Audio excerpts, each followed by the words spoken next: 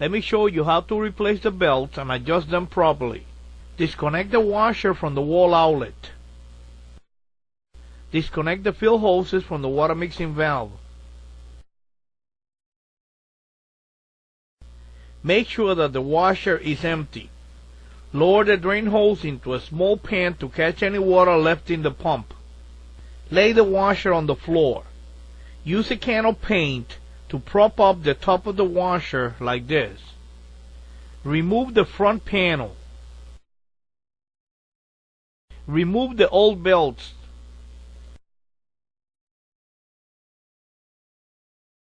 Here is a closer view of the pump holding screws. Stand the washer on the floor. Push the motor in and check to see how easy the tension springs pull the motor out. If it's good, proceed to replace the belts. If it is sluggish, you should remove the motor. Remove the motor plates and clean and apply light grease to the tracks. If the glides and springs are okay, you can reuse them. If they are not, replace them with a new set. Lay the washer on the floor again, using the can to prop it up, and install the new belts.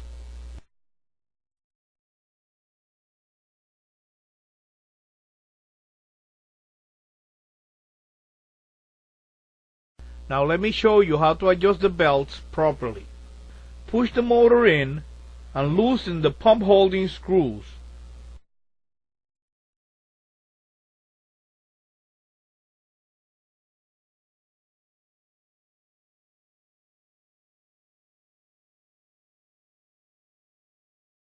Push the pump to the right to put tension on the pump belt and tighten the first pump holding screw.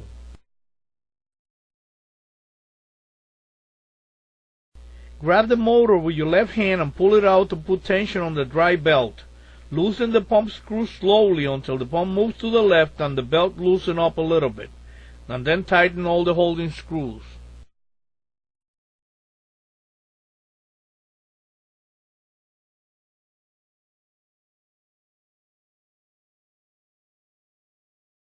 This is all the tension you need on the pump belt.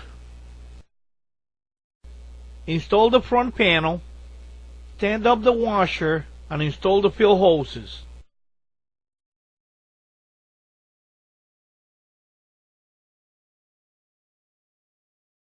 Disconnect the washer from the wall outlet. Remove the controls back panel.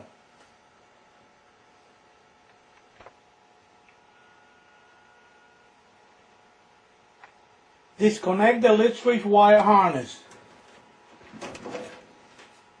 Let me show you how to check the lid switch. The lid switch has 4 terminals and they're marked machine, motor, line, and ground. They are marked on the switch, but because they're white you can't see it with the camera, but they're marked right here. Take a reading between the terminals machine and line. With the door open or closed, the reading should be 0 ohms. Take another reading between the terminal motor and line. With the door closed, the reading should be 0 ohms. If any of the 2 readings is infinity, the lid switch is bad and you will need to replace it.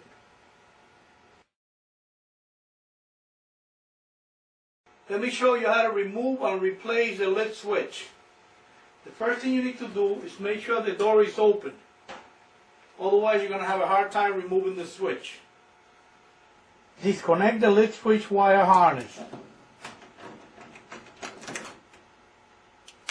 To remove the switch, grab the switch with your left hand, take a flat screwdriver and lift this tab just enough to clear the hole, and push the switch in, and take the switch right out. To install the new switch, just place the switch in place, push down on it and pull until the tab snaps in place. Make sure you don't break this tab, because this tab is what holds the switch in place. If If it breaks, the switch will be all over the place and it will be no good. Now all you have to do is connect the lit switch wire harness. Make sure it's nice and tight.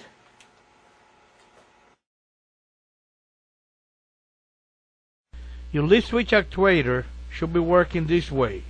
If it's working like this, you will need to check it out and replace it if it's broken. Let me show you how to replace a bad lit switch actuator. Disconnect the washer from the wall outlet. To remove the door, grab it on the corner and pull it out until it comes off. Be careful not to lose the lid hinge balls.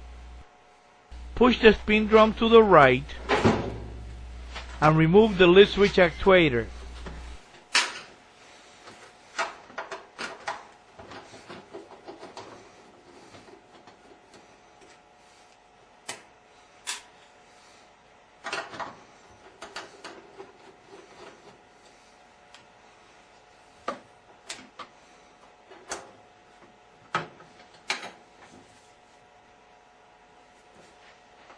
In this lit switch actuator, the spring is missing, and in this one, the spring is broken. Let's install the new lit switch actuator. Set the lit switch actuator in place.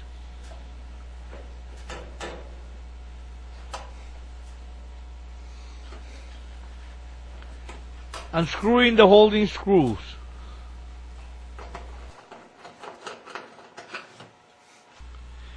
With this type of lit switch assembly, you will hear 2 clicks when the button is pushed in.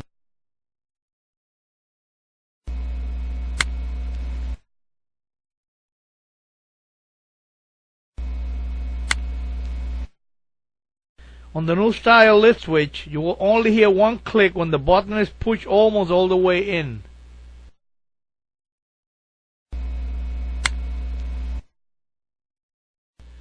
If the lit switch click on and off the way that we described it, then you did a good job. To install the door, put a dab of grease on the door lid bolts indentation to hold the lid hinge bolts in place like this. Now put the right side of the door in place and the left side tilted like this. Push on the left side, sliding the door until it snaps in place.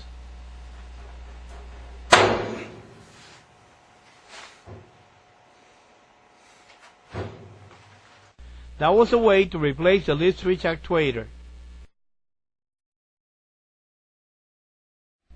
Disconnect the washer from the wall outlet. Remove the controls back panel and these 2 holding screws. Tap on the controls panel like this to release the holding tabs. Lift the controls panel from the front to take it out. Remove the hose from the water level switch and let the panel hang by the wires. Here you can see the fuse, the lit switch, and the check switch. To test the fuse, remove 1 wire. Take a reading with your ohms meter between the 2 terminals on the fuse like this. The reading should be 0 ohms. If the reading is infinity, the fuse is bad and the complete lit switch assembly must be replaced. To test the lit switch, remove 1 of the wires. Take a reading between the 2 terminals on the lit switch like this. The reading should be 0 ohms with the door closed. If the reading is infinity with the door closed, the lit switch is bad and the complete lit switch assembly must be replaced.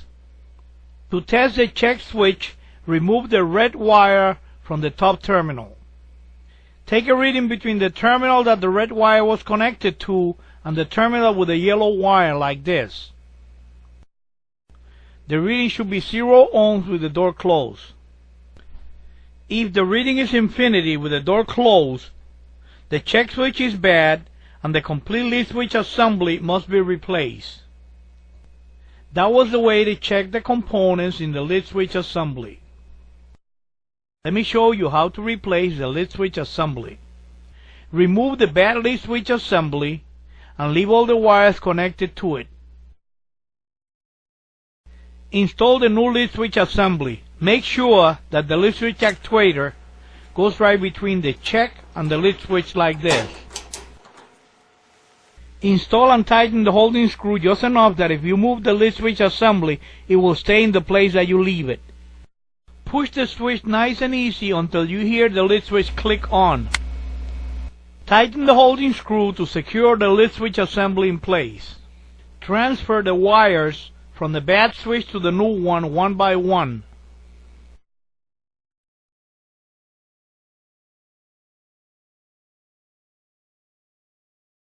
Open the door to test the lead switch. When you start closing the door, you're going to hear one click. That's the check switch. And when the door is almost closed, you're going to hear another click, and that's the lead switch. If the switch do that, then you did a good job.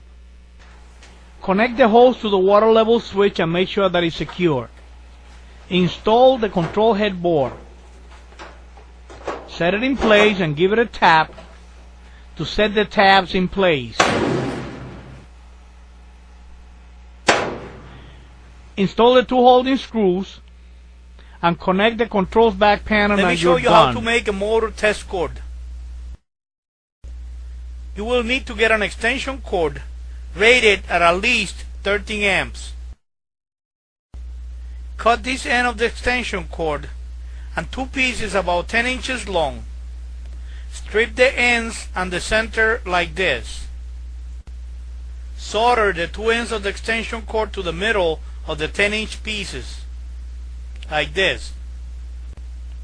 Insulate the connections with electrical tape. Get some quick disconnect terminals like these ones. You could get them at Radio Shack. And this is a part number. Crimp the terminals to the ends of the 10-inch pieces like this. Now you have a homemade test cord to test the motor.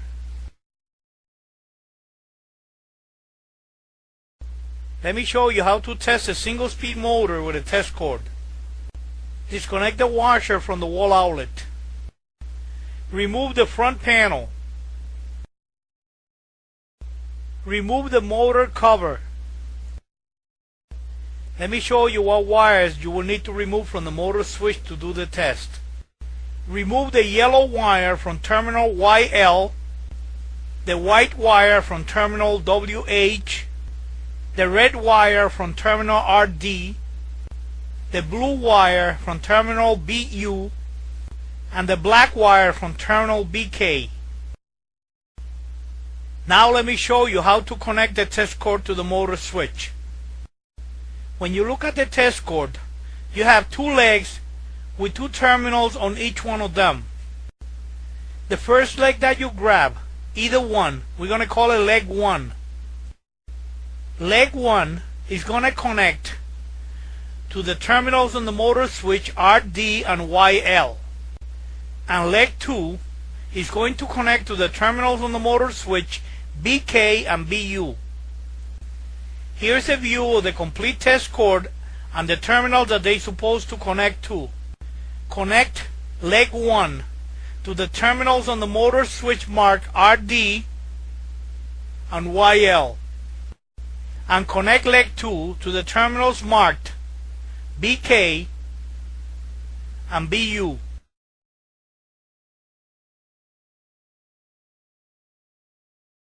Connect the test cord to the wall outlet.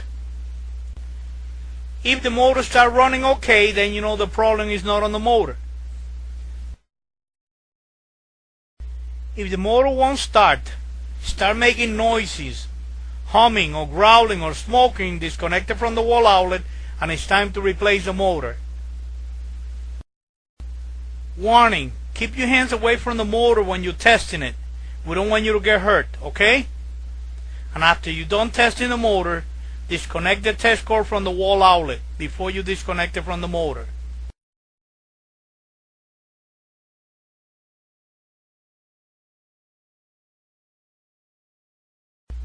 Let me show you how to test a 2-speed motor with a test cord. Disconnect the washer from the wall outlet. Remove the front panel. Remove the motor cover.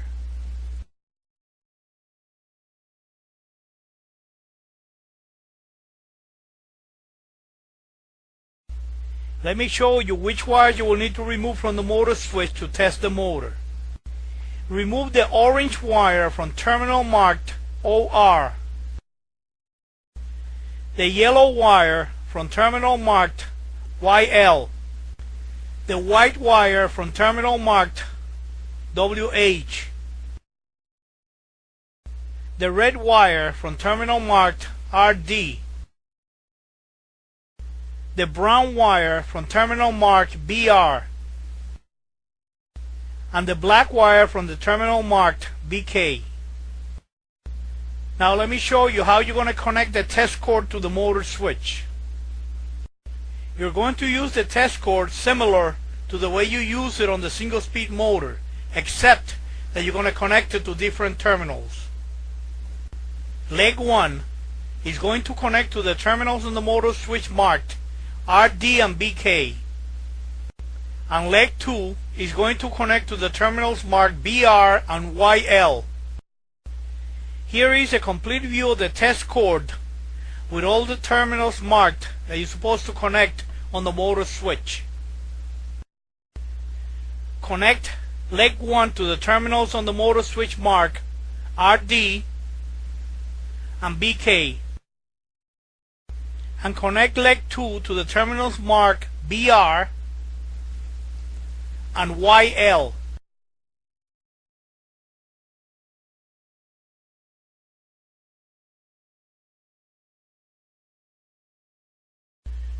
Connect the test cord to the wall outlet. If the motor runs, then you know that the problem is not on the motor. Please keep your hands away from the motor when you're testing it. I don't want you to get hurt, okay?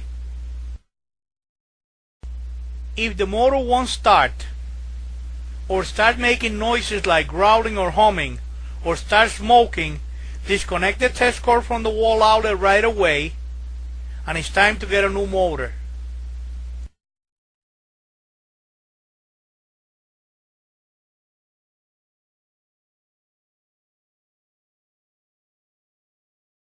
Disconnect the washer from the wall outlet. Let me show you how to remove and replace the motor. Lean the washer against the wall and make sure that it's secure. Remove the front panel. Remove the motor shield.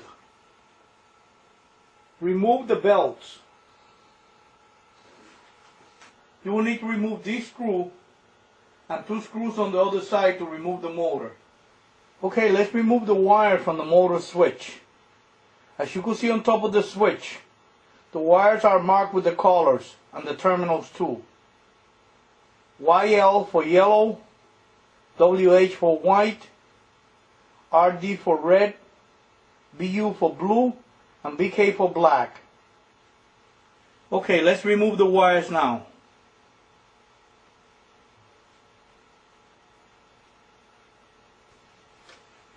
Now all you have to do is push the motor forward and take it right out.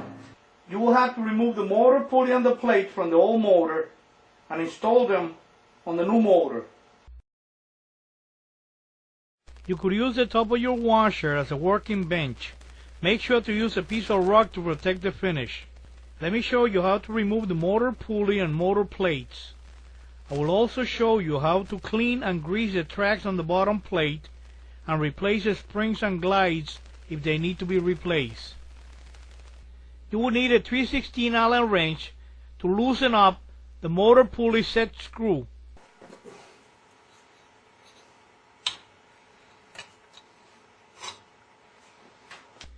Unhook the springs from the top plate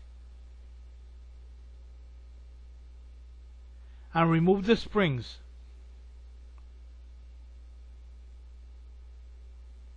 Remove the 4 motor place holding nuts.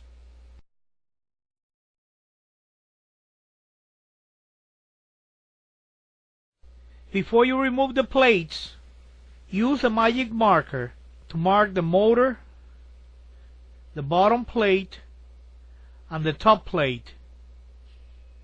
This way, when it's time to mount the plates on the motor, you just align the marks. If you're replacing the motor, align the new motor with the old one and mark the new motor with the magic marker. Remove the motor plates from the motor. Remove the top plate and let's work on the bottom plate first. Clean the two tracks. Apply light grease to both tracks.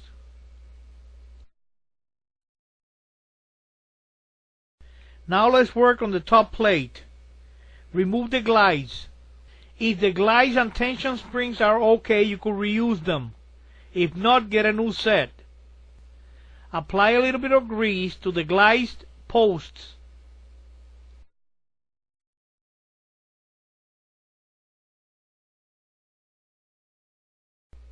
Install the glides to the top plate. Assemble the top and bottom plates and check how good they slide.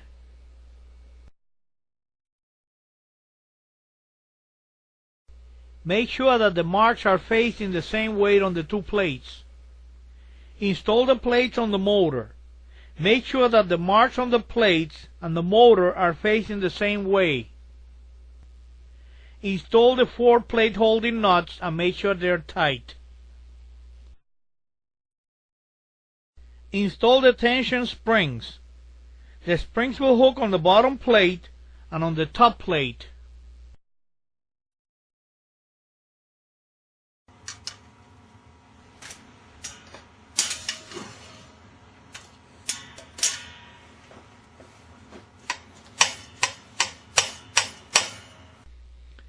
Install the motor pulley and make sure that it's tight.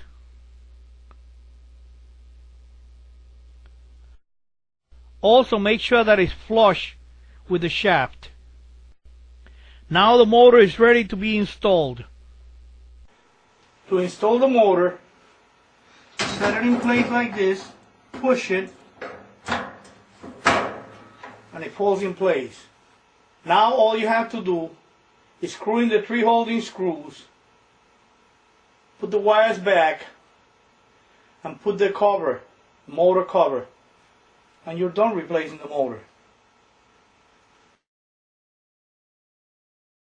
Let me show you how to test the water level switch. Disconnect the washer from the wall outlet. Remove the controls back panel. This is the water level switch hose. Air travels from the top through the hose to the switch. This air pressure will turn the water valve solenoid off when the washer reaches the level selected on the water level switch. You could cut a little piece of the hose tip to make the hose fit tighter.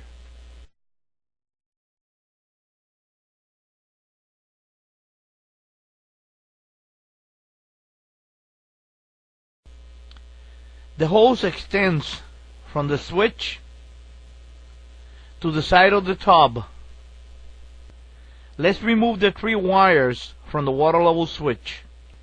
Remove the white wire number 7, the brown wire number 15, and the yellow wire number 16. With the washer empty, take a reading between terminals 7 and 15. The reading should be 0 ohms. If the reading is infinity, the switch is bad. With the washer tub full of water, take a reading between terminals 7 and 16. The reading should be 0 ohms. If the reading is infinity, the switch is bad. That was how you test the water level switch. Let's say that you need to remove the door. Here is the way that is done. Grab the right corner with both hands and pull until the door comes off. Or let's say that the lid hinge bolts are missing from your door. Let me show you how to install new ones. The first thing you will need to do is to get 2 new lid hinge bolts, part number 211726. Here is the way to install the lid hinge bolts. Put a dab of grease in the 2 door indentations This will hold the lid hinge balls in place.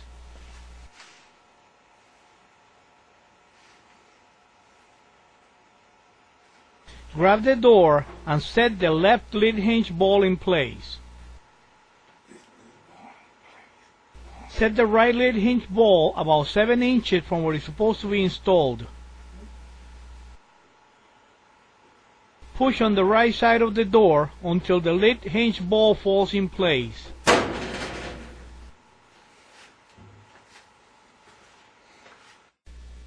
That is the way to remove and install the door in case you need to. Let me open this transmission to show you how it works. I removed the oil in this one to be able to show you how the internal parts work. The transmission should have about 1 quart of oil on it. When the motor turns the transmission pulley counterclockwise, the bottom shaft turns the small gear. The small gear turns this big gear. The big gear turns this piece in the middle. And the piece in the middle makes the top shaft oscillate. And that's how you get agitation.